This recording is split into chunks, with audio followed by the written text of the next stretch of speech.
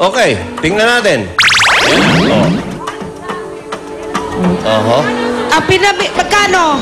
Ay! 286! Correct! 1 million! Sobra naman mura yan! Ang pagkakapili mo, swerte sa'yo, si Neneng Masa. Sabi mga 1.7 lang yun. Thank you, Bel.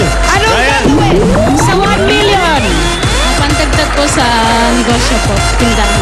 Yan ang maganda pandagdag sa negosyo. Ang mura no, na 3 items. Pamihira. Oh, Ayan ano? na, Makakapagsalita ka ba?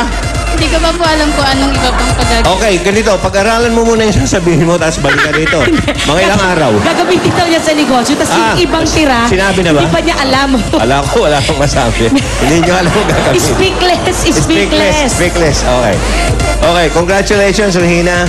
Oh, good, lamig. Ang lamig ba?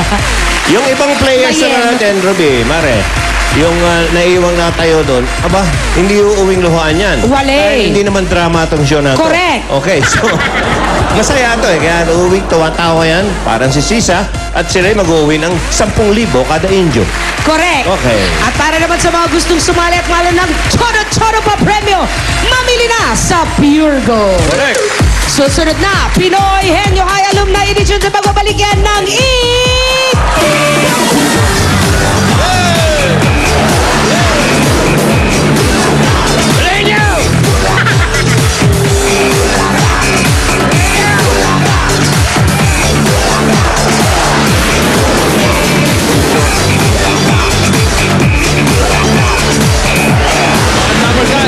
Todo-todong papremyo para sa iyo mula sa Pure Gold.